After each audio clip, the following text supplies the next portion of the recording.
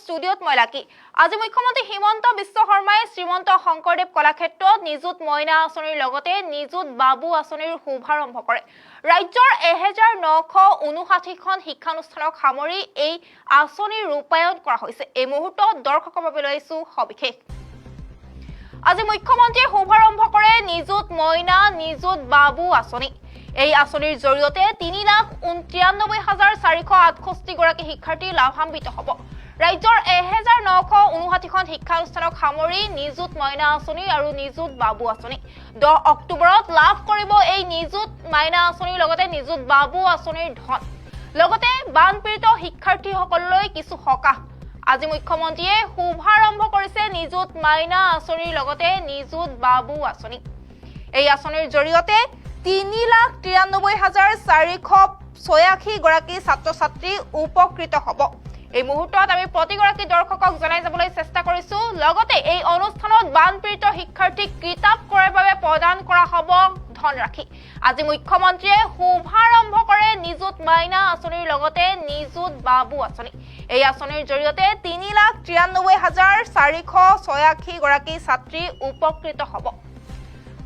10 অক্টোবৰত লাভ কৰিব নিযুত মইনা আৰু নিযুত বাবু আঁচনিৰ ধন লগতে এই অনুষ্ঠানত বানপীড়িত শিক্ষাৰ্থীক কিতাপ ক্ৰয়ৰ বাবে কিছু ধনৰাশি প্ৰদান কৰা হৈছে এই মুহূৰ্তত আমি প্ৰতিগৰাকী দৰ্শকক জনাই যাবলৈ চেষ্টা কৰিছো বানপীড়িত উচ্চতৰ মাধ্যমিকৰ শিক্ষাৰ্থীক কিতাপ ক্ৰয়ৰ বাবে 1000 টকাকৈ বিতৰণ কৰা হৈছে লগতে বানপীড়িত ডিগ্ৰীৰ শিক্ষাৰ্থীক কিতাপ ক্ৰয়ৰ বাবে 3,000 টকা বিতৰণ কৰা হৈছে লগতে স্নাতকোত্তৰ শিক্ষাৰ্থীক কিতাপ ক্ৰয়ৰ বাবে 5,000 টকা বিতৰণ কৰা হৈছে এই মুহূৰ্তত আমি প্ৰতিগৰাকী দৰ্শকক জনাই যাবলৈ চেষ্টা কৰিছো উজনিৰ ভয়াৱহ বান পৰিস্থিতি আৰু তাৰ পাছতেই বানপীড়িত অঞ্চলৰ শিক্ষাৰ্থীৰ বাবে কিছু সকাহ প্ৰদান কৰা হৈছে বানপীড়িত উচ্চতৰ মাধ্যমিকৰ শিক্ষাৰ্থীক কিতাপ ক্ৰয়ৰ বাবে 1000 টকা মুকলি কৰা হৈছে বানপীড়িত স্নাতক ডিগ্ৰীৰ ছাত্ৰ-ছাত্ৰীৰ বাবে 3,000 টকা বিতৰণ কৰা হৈছে লগতে স্নাতকোত্তৰ মহলাৰ শিক্ষাৰ্থীক কিতাপ ক্ৰয়ৰ বাবে 5,000 টকা বিতৰণ কৰা হৈছে আজিৰ দিনটোতে 21,000 শিক্ষাৰ্থীয়ে 4.26 কোটি টকা লাভ কৰিব এই মুহূৰ্তত আমি প্ৰতিগৰাকী দৰ্শকক জনাই যাবলৈ চেষ্টা কৰিছো আজি মুখ্যমন্ত্ৰীয়ে শুভাৰম্ভ কৰে নিযুত মইনা নিযুত বাবু আঁচনি এই আঁচনিৰ জৰিয়তে 3,93,486 গৰাকী ছাত্ৰ-ছাত্ৰী উপকৃত হ'ব ৰাজ্যৰ 1959খন শিক্ষানুষ্ঠান সামৰি লোৱা হৈছে 10 অক্টোবৰত লাভ কৰিব নিযুত মইনা আৰু নিযুত বাবু আঁচনিৰ ধন লগতে বানপীড়িত শিক্ষাৰ্থীক কিতাপ ক্ৰয়ৰ বাবে কিছু আৰ্থিক সাহায্য প্ৰদান কৰা হৈছে এই মুহূৰ্তত আমি প্ৰতিগৰাকী দৰ্শকক জনাই যাবলৈ চেষ্টা কৰিছো বানপীড়িত উচ্চতৰ মাধ্যমিক শিক্ষাৰ্থীক কিতাপ ক্ৰয়ৰ বাবে 1000 টকাকৈ বিতৰণ কৰা হৈছে বানপীড়িত স্নাতক মহলাৰ ছাত্ৰ-ছাত্ৰীক কিতাপ ক্ৰয়ৰ বাবে 3,000 টকা বিতৰণ কৰা হৈছে লগতে স্নাতকোত্তৰ মহলাৰ শিক্ষাৰ্থীক কিতাপ ক্ৰয়ৰ বাবে 5,000 টকা বিতৰণ কৰা হৈছে আজিৰ দিনটোতে 21,000 বানপীড়িত শিক্ষাৰ্থীয়ে 4.26 কোটি টকা লাভ কৰিব লগতে বানপীড়িত অঞ্চলৰ বিদ্যালয়সমূহক প্ৰতিখন বিদ্যালয়ত 2 লাখ টকাকৈ প্ৰদান কৰা হৈছে বিদ্যালয়সমূহে সৰ্বমুঠ 15 কোটি টকা লাভ কৰিব এই মুহূৰ্তত আমি প্ৰতিগৰাকী দৰ্শকক জনাই যাবলৈ চেষ্টা কৰিছো বানপীড়িত অঞ্চলৰ প্ৰতিখন বিদ্যালয়ত 2 লাখ টকাকৈ আৰ্থিক সাহায্য আগবঢ়োৱা হৈছে সৰ্বমুঠ বিদ্যালয়সমূহে 15 কোটি টকা লাভ কৰিব আনফালে বানপীড়িত অঞ্চলৰ শিক্ষাৰ্থীৰ বাবে কিছু সকাহ প্ৰদান কৰা হৈছে আজিৰ দিনটোতে 21,000 শিক্ষাৰ্থীয়ে 4.26 কোটি টকা লাভ কৰিব বানপীড়িত উচ্চতৰ মাধ্যমিকৰ শিক্ষাৰ্থীক কিতাপ ক্ৰয়ৰ বাবে 1000 টকাকৈ বিতৰণ কৰা হৈছে বানপীড়িত স্নাতক মহলাৰ শিক্ষাৰ্থীৰ বাবে কিতাপ এককালীনভাৱে 2 লাখ টকা প্ৰদান কৰিম শিৱসাগৰ জিলাৰ 550খন স্কুল চৰাইদেউ জিলাৰ 111খন স্কুল যোৰহাট জিলাৰ 103খন স্কুল গোলাঘাট জিলাৰ 29খন স্কুললৈও আমি 2 লাখ টকাকৈ আগবঢ়াম অৰ্থাৎ আমাৰ বাবে আটাইতকৈ প্ৰয়োজন হৈছে শিক্ষা আৰু শৈক্ষিক কাঠামো আগতে কেতিয়াও অসমত বানপানী এতিয়ালৈকে পানী শুকুৱাই নাই পানী শুকুৱাৰ আগতে কোনেও এই কথাবোৰ চিন্তা নকৰে খালি ৰিলিফৰ কথা চিন্তা কৰে যে চাউল পাব লাগে দালি পাব লাগে কিন্তু আমি এটা কথা মনত ৰাখিছো যে অসমৰ সব কলেজ স্কুলত যদি ক্লাছ আৰম্ভ হয় শিৱসাগৰ চৰাইদেউ জিলা দুখন পিছ পৰি যায় তেতিয়াহলে আমাৰ ছাত্ৰ ছাত্ৰীসকলৰ শৈক্ষিকভাৱে যথেষ্ট ক্ষতি হ'ব সেই কাৰণে আজি আমি 2 লাখকৈ টকা সকলোকে মুকলি কৰি দিছো আৰু ভৱিষ্যতে যিবিলাক স্কুল একেবাৰে বেয়া হৈ গৈছে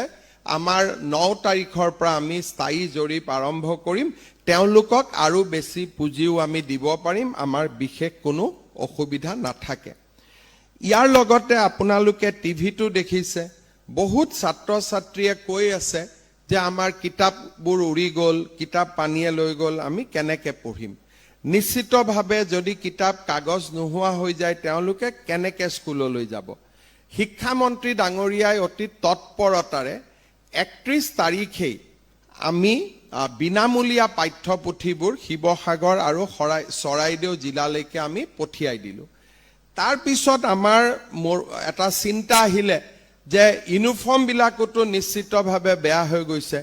কেইদিনমান আগতে আমি ক্লাছ ক শ্ৰেণীৰ পৰা অষ্টম মান শ্ৰেণীলৈ লৰা ছোৱালী বিলাকে যাতে নতুনকৈ দুযোৰ ইউনিফৰ্ম পায় তাৰো পুঁজি আমি মুখ্যমন্ত্ৰী সাহায্য পুঁজিৰ পৰা মুকলি কৰি দিছিলো আজি আমি আৰু এটা নতুন কাম কৰিব খুজিছো যে কিতাপ আমি কলেজত কিতাপ দিব পৰা নাই কাৰণ কলেজত বিনামূলীয়া টেক্সট বুক নাথাকে সেই কাৰণে আজি আমি হায়াৰ সেকেন্ডাৰী শিৱসাগৰ চৰাইদেউ জিলাৰ হায়াৰ সেকেন্ডাৰী পঢ়া ছাত্ৰ ছাত্ৰীসকলক আজি আমি 1000 টকা বেংকৰ পৰা এই মিটিঙৰ পৰা আমি পঠাই দিম ডিগ্ৰী জুনে পঢ়ি আছে degree first year second year third year তেওঁলোকক আমি 3000 টকা পঠাই দিম আৰু যিসকলে পোষ্ট গ্ৰেজুৱেট পঢ়ি আছে তেওঁলোকক আমি 5000 টকা পঠাই দিম ঠিক তেনে ধৰণে আমি যিসকল পলিটেকনিকত পঢ়ি আছে আৰু যিসকলে বিএড পঢ়ি আছে তেওঁলোকলৈকেও আজি আমি পুঁজি পঠাই দিম অৰ্থাৎ আজি দিনটোতে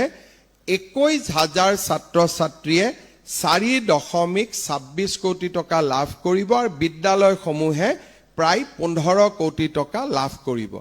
আমাৰ চৰকাৰখনে বিচাৰে যে যাতে আমাৰ শৈক্ষিক কাঠামো বা আমাৰ আজি আমি খন্তেক সময় পিছতে যোৰহাট গোলাঘাট চৰাইদেউ শিৱসাগৰ জিলাৰ 793খন স্কুলত আমি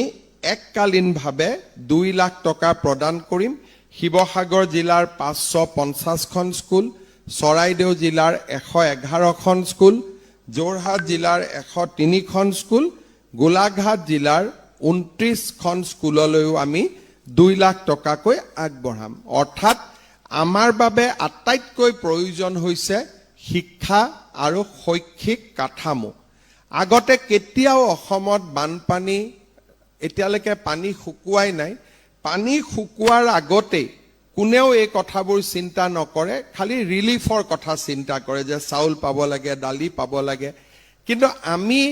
এটা কথা মনত ৰাখিছো যে অসমৰ সব কলেজ স্কুলত যদি ক্লাছ আৰম্ভ হয় শিৱসাগৰ চৰাইদেউ জিলা দুখন পিছ পৰি যায় তেতিয়াহলে আমাৰ ছাত্ৰ ছাত্ৰীসকলৰ শৈক্ষিকভাৱে যথেষ্ট ক্ষতি হ'ব সেই কাৰণে আজি আমি 2 লাখকৈ টকা সকলোকে মুকলি কৰি দিছো আৰু ভৱিষ্যতে যিবিলাক স্কুল একেবাৰে বেয়া হৈ গৈছে আমাৰ 9 তাৰিখৰ পৰা আমি স্থায়ী জৰীপ আৰম্ভ কৰিম তেওঁলোকক আৰু বেছি পুঁজিও আমি দিব পাৰিম আমাৰ বিশেষ কোনো অসুবিধা নাথাকে ইয়াৰ লগতে আপোনালোকে টিভিটো দেখিছে বহুত ছাত্ৰ ছাত্ৰীয়ে কৈ আছে যে আমাৰ কিতাপবোৰ উৰি গ'ল কিতাপ পানীয়ে লৈ গ'ল আমি কেনেকৈ পঢ়িম নিশ্চিতভাৱে যদি কিতাপ কাগজ নোহোৱা হৈ যায় তেওঁলোকে কেনেকৈ স্কুললৈ যাব শিক্ষামন্ত্ৰী ডাঙৰীয়াই অতি তৎপৰতাৰে 31 তাৰিখে আমি বিনামূলীয়া পাঠ্যপুথিবোৰ শিৱসাগৰ আৰু চৰাইদেউ জিলালৈকে আমি পঠিয়াই দিলো তাৰ পিছত আমাৰ এটা চিন্তা আহিলে যে ইউনিফৰ্ম বিলাকতো নিশ্চিতভাৱে বেয়া হৈ গৈছে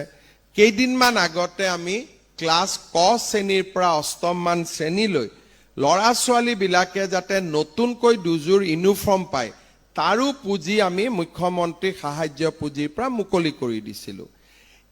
আজি আমি আৰু এটা নতুন কাম কৰিব খুজিছোঁ যে কিতাপ আমি কলেজত কিতাপ দিব পৰা নাই, কাৰণ কলেজত বিনামূলীয়া টেক্সট বুক নাথাকে। সেইকাৰণে আজি আমি হায়াৰ ছেকেণ্ডাৰী শিৱসাগৰ চৰাইদেউ জিলাৰ হায়াৰ ছেকেণ্ডাৰী পঢ়া ছাত্ৰ ছাত্ৰীসকলক আজি আমি 1000 টকা বেংকৰ পৰা এই মিটিঙৰ পৰা আমি পঠাই দিম। ডিগ্ৰী যোনে পঢ়ি আছে, degree first year, second year, third year, তেওঁলোকক আমি 3000 টকা পঠাই দিম। আৰু যিসকলে পোষ্ট গ্ৰেজুৱেট পঢ়ি আছে তেওঁলোকক আমি 5000 টকা পঠাই দিম।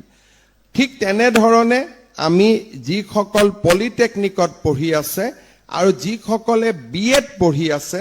তেওঁলোকলৈকেও আজি আমি পুঁজি পঠাই দিম। অৰ্থাৎ আজিৰ দিনটোতে 21000 ছাত্ৰ ছাত্ৰীয়ে 4.26 কোটি টকা লাভ কৰিব আৰু বিদ্যালয়সমূহে প্ৰায় 15 কোটি টকা লাভ কৰিব। আমাৰ চৰকাৰখনে বিচাৰে যে যাতে আমাৰ শৈক্ষিক কাঠামো বা আমাৰ আজি আমি খন্তেক সময় পিছতে যোৰহাট, গোলাঘাট, চৰাইদেউ, শিৱসাগৰ জিলাৰ 793